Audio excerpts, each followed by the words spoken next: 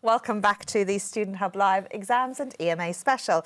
Well, in this section, we're going to look at the revision process, and I'm joined by Paul-Francois Tremlett from Religious Studies. Hi, Karen. Hello. I assume that you're here to offer us some divine intervention about exams. Yes. Well, no. Oh. Sorry. Well. Not divine. not divine. Not divine. Right. I mean, exams are kind of the chocolate sort of, the coffee chocolate at the end of the box that no one's eaten, and nobody really wants to do an exam, but there they are. Yeah. That's what we're left with. So, yeah, no divine intervention, no miracles. Just the coffee chocolate, which I incidentally quite like the coffee chocolate. Practical advice, though. OK, good. So practical advice, right. We'd like to know at home how you like revising, and also whether you remember best verbally from written notes, abbreviated notes or images, how you feel about revision, and also how you test your revision. So you can fill in those multi-choice questions just by selecting on the one that you'd like to vote for, click on the option that applies to you, and then your results will submit. OK, so if nobody likes exams then, what are they for? Okay, so what they're not is just a memory test. Right. And an exam is seeking to do something that isn't tested in an EMA or a TMA. EMAs and TMAs test sort of quite a narrow spectrum of knowledge, if you like. The exam is looking for breadth, but the exam is also a situation in which you've got a time limit on it. A much more compressed time limit than your ordinary assessments. So it's a pressure situation, and you have to think on your feet and you have to think creatively. And so it's trying to test those skills as well as your recall skills. So it's not that memory isn't part of it. Of course, you need recall, but it's combining that with imagination and a bit of time pressure. OK, so it is pressured, and that's part of the whole equation. So Yes. This is a different task. And I guess one of the sort of implications of that is that you're going to write something quite different than you would do if you had weeks and days to keep editing something, isn't it? Yeah, absolutely. This is a very different beast to your TMAs and those kinds of assessments. As I said, you are having to think on your feet. So you need, in order to minimise the stress of the situation, it's all about planning. Yeah. So you need to look at the module website, look at the exam guidance that's there, look at the specimen exam paper, the SEP guidance, look at how many questions are you going to be faced with, what's the weighting of the different questions, are they all worth equal points or marks, and make sure you know how to get to your exam centre so you don't have time pressure there. It's lots of different things to minimise the pressure you're under when you're in there. Okay. Yeah. OK, brilliant. So a lot of it is about planning, and because actually some of these papers have a lot to read on them. They do. And if you know then the strategy of how many options you've got, what you need to do, how long it is, how many things you need to do in that time, Exactly. how many minutes of time you're going to allocate to each part, that's all important. Really important, because that's how you set up your strategy. You need to think of the exam as a sort of something that you need to strategise. How you revise depends on how many topics, which is dependent on how many questions, and then, don't lose your head in the exam. Turn the paper over. Yeah. Make sure you read the whole paper. Yeah. Don't miss anything out. And that way, that's the beginning of your preparation. Yeah. And then you need to make choices about which topics you're going to revise, how many you're going to revise, and then going about the process of revision itself. We can talk a little bit about, in the questions there, in the widgets, is your semantic memory, visual memory, et cetera, et cetera. And I think it's actually the best way to look at it is see it as a combination of all those things. So make the revision process something that actually forces you to combine them. Yes. Absolutely. I mean, basically then, when you're writing something in an exam, you've got a limited amount of time. You're probably only going to mention 4 or 5 things per essay. So it's a very different level of detail, as you say. And it's often about being really, really focused about what you're going to include. But you also mentioned sort of being really strategic. Now, one thing I've noticed is that a lot of the time, we said this in our sort of abstract, before you revise, you have to have vised. And sometimes when you're sitting there highlighting, the chapters seem really long the first time round. And then you look at them like several months later and you think, this wasn't as long as it was then. And actually you can sort of, you've got more of a holistic perspective because you've read lots of other stuff. But often each chapter in the contents page will only be dealing with 1, 2 or 3 things. Yes. Might be 3 approaches to this, or, you know, 3 ideas about this. And once you get that idea, I guess there's a limit to what questions people can ask of you if that focus in the module is quite contained. And also they tell you, well, we're focusing on this, this or this. You could probably make quite an educated guess, especially if you get some of those past papers. Absolutely. Use the past papers, use the SEP. Let's imagine that you're doing an exam paper which is 3 questions over 3 hours. How many topics do you need to revise for something like that? Well, definitely 4, and probably as insurance, half of another one, or another one, depending on what makes you happy and what you're comfortable with. But as you say, revision is a process of reduction. Module, you know, when you're looking at the module and all the content, perhaps you're thinking, God, how do I revise all of this? You don't revise all of that. And when you pick the topics to revise, you're reducing and revision is a reductive process. You're reducing all of that down to key points, buzzwords.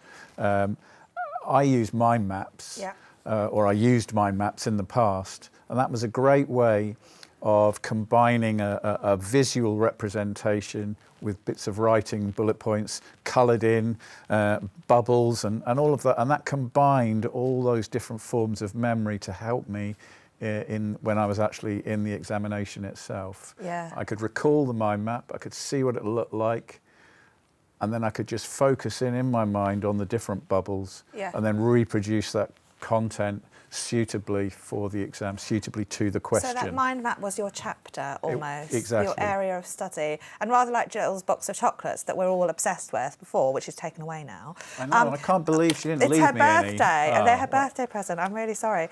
We had to let her go with them in the end. But, you know, it is that whole case of with your mind map, you're then selecting which bits am I going to pull out of this. And once you see what's there, you can then think, this is the question, and then I'm pulling these bits out for that as well. Yeah, and I also think it's important to practice an exam if you can, so that you get an experience of what an exam conditions are. In an exam, you're writing with a pen, probably, and that is not something most of us are used to. We're not used to we don't have the musculature for writing with pens in the way we used to because we're using keyboards all the time. So it's very important to sit at home and spend 30, 40 minutes writing a practice essay to a question you found on a previous paper or on the SEP paper, and just experience what that's like, because firstly that will show you where you are in your revision process. You should do this probably 2 days before the exam proper. But secondly, it will prepare you for the physicality of the exam. 3 hours writing with a pen is not nothing. It's quite an experience. But actually that helps you remember. Combining semantic, visual, colours, physicality, it prepares you holistically for what you've got in front of you. Well, it's this whole idea, like from sport, in terms of preparation, is that, you know, to prepare for something, you need to mimic the sort of thing that you're doing, so that you can then, because there's no time like getting cramp in an exam, is there? That's pretty bad, yeah. It would be dreadful. Right, we asked everyone at home how they like revising. Let's see what you said in our word cloud. So notes were a big thing here, which is great. Typing up hand notes, hubby, yes. Test questions, I assume that means talking to hubby about various things. Note cards, different sources. Background music, excellent. My mum singing. Singing is a great one, actually. That's a very, very interesting thing. What do you think about some of these techniques people use, like to sort of get something to memory? I mean, I used to make up sort of poems or things. If I had to remember certain definitions or terms or, you know, very technical detail that I just couldn't remember in any other way, I had to learn it by rote. I used to do things like that. But singing is a good one. Well, singing involves it's a creative act, right? So you're changing the information and then turning it into music, and that creativity, I think, is really good for memory. It's helping you remember. It's helping you. That's a very. You're actually changing the information in a creative way and helping yourself apply it. By singing it, you're already applying it, and that will help you later apply it in the exam situation. Excellent. I mean, a lot of people here, when we've asked them how they remember best, 55% at last count said from abbreviated notes, then 36% said from full notes. Nobody said verbally, and 9% said from images.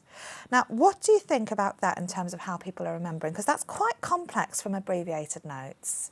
Yeah, I mean, I think it's best to try and use as many of those things at once, and that's what the mind map does. It combines your notes and your images and all those different kinds of memory, and allows you to. I think it activates more of your mind involved in recall and memory. So I think that's the way forward.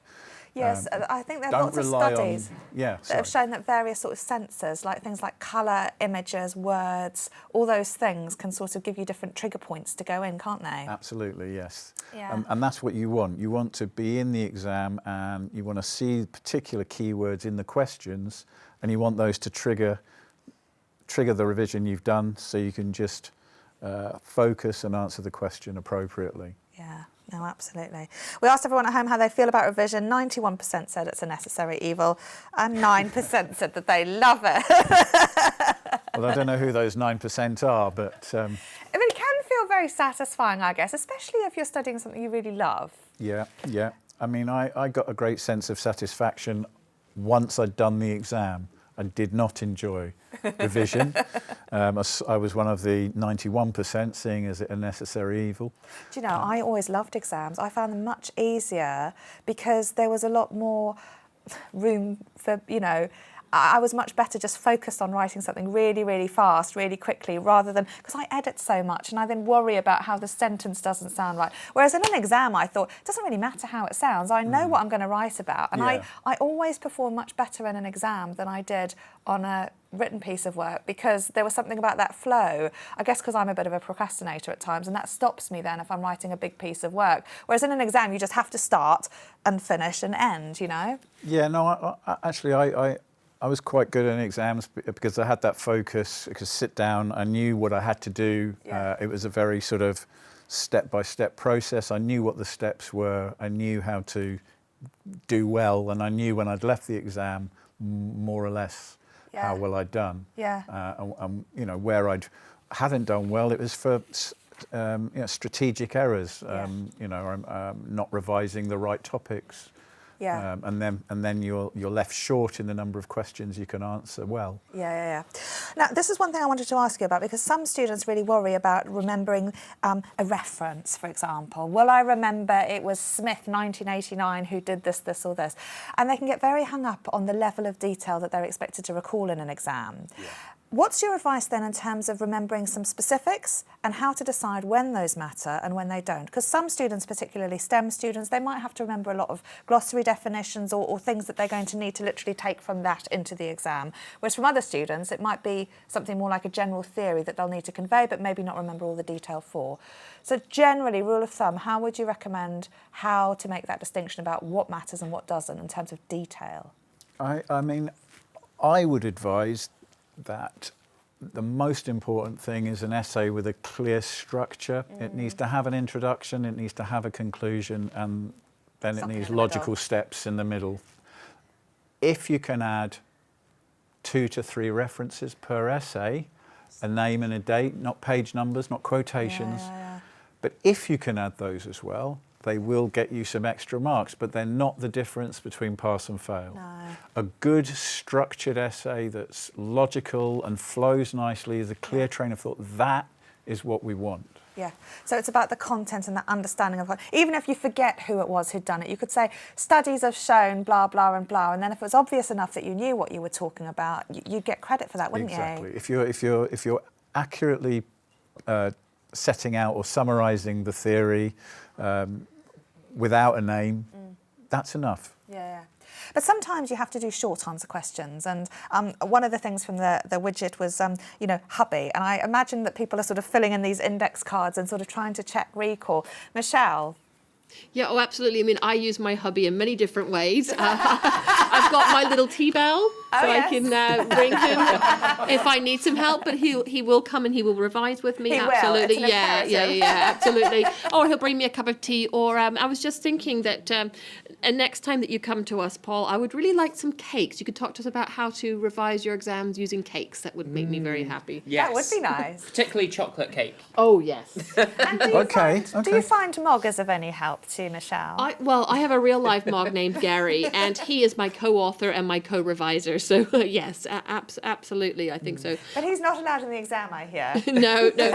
Although if you do need a guide dog, I'm sure the guide dog will be allowed in the exam, and you could get some support for that. But I like to think of going to the exam as where you go to collect your marks. You've done all of the hard work. You've worked really hard. You've trained. You've put the effort in, and now is the time to go and show off. Yeah. Show your tutors what you've done, and get those marks that you deserve for the hard work you've put in. Yeah. Oh, that's a really nice way of looking at it. Yeah, it is. I know one good point that Barbara brought up as well, which I really struggle with, is handwriting in exams. How much should we focus on it? And I know practicing does help, but I feel like I'm a lot slow and I miss out a lot of words that I could get in if I wrote normally. What do you think would be a good tip for us with our handwriting? Practice, because you've got that time limit on you. You're probably not used to handwriting very much because you're using screens and keyboards. So practice, because it does matter.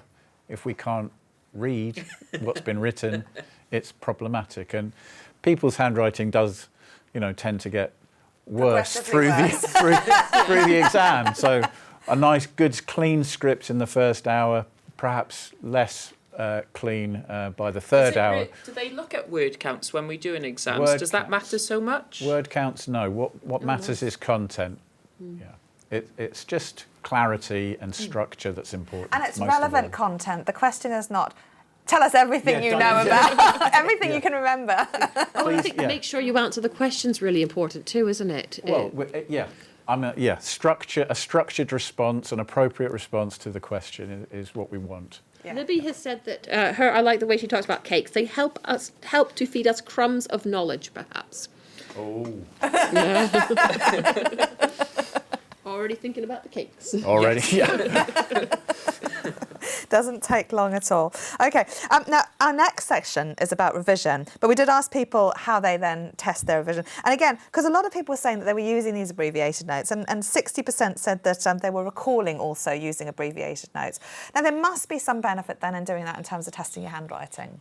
Yeah, I mean, are you writing those notes out by hand? Yeah. Are you? Yeah, I mean, I think the physicality, I've said it before, I'll say it again, Yeah. the physicality of doing it by hand really helps. So it's not just trying to say something to your study buddy or Mog or whoever about what it is you're remembering. If you can't write it down, it's often a different thing, isn't it, explaining something rather than writing it? Yeah. So if someone's asking, can you explain this theory to me? It's one thing to do so verbally. Yeah. It's another thing to do so in writing. Practice doing it in writing. And you've got the added incentive, of course, with a pen of trying to be very brief and economical with your writing and pack it in, get it really concise. Yeah, get those sentences nice and economical. Write like a journalist. Yeah. Tight sentences, nice structure. Yeah. Yeah. Okay, brilliant. Okay, so tell us then, in terms of these mind maps and things, if people are using abbreviated notes and things, would you encourage them to try a different technique? How might they go about finding different techniques, and how could they play around with various different things to get a revision thing that works right for them? And also, if they find that something's working, will that work all the time? Or is it always worth playing around? I found my mapping for myself and it worked for me all the time. I think the techniques people use are kind of specific to them, and the techniques that work for people are specific to them. I think if you are clear that you've got something that works for you, don't change it. However, just Google revision techniques, use Google on mind maps. There are loads of I did bring one actually, one that I made, but there are lots of better examples on Google. And the point is to use colours and shapes and text, really. Okay. So what have you got codes for those colours then? I haven't, but you do, don't you? I Because we do. were talking about this Yeah. before. You actually code the colour to specific kinds of I content, used to, which yeah. is an excellent idea. Well, I did that because sometimes what I noticed was that some chapters were really heavy on definitions or really heavy on theories and really light on evidence. And it helped me to be able to separate those two things out Yeah. so that I could then go, okay, well, actually, when we're talking about this, it's all very theoretical and there's not very much to support that. And it just gave me that different way of looking at stuff. But then I really like colours and visual things. I also used to draw pictures of stuff Yeah, I mean, badly. yeah, But Yeah. didn't matter because no one could see it no one apart could from me. see. Yeah. Yeah, I mean, for me, it was each mind map would be slightly different. So each topic, I could recall a topic had have a slightly different pattern. Yeah. And as long as I remembered that, Yes. then I knew I was okay. Brilliant. But colour coding specific content is excellent idea. And we always like highlighters here at Student Hub Live, almost as much as cake. Well, surely cake is It's more. much better, yes. You can't blow them up in the microwave. Anyway, thank you very much, Paul. That's been a fabulous, On that thought, one of my other favourite activities. Thank you very much, Paul. That's been a fabulous session. And thank you all at home for your contributions there as well. We're going to take a short break and show you another area on campus, and then we're going to come back and talk about the recall process. I'll see you in a minute.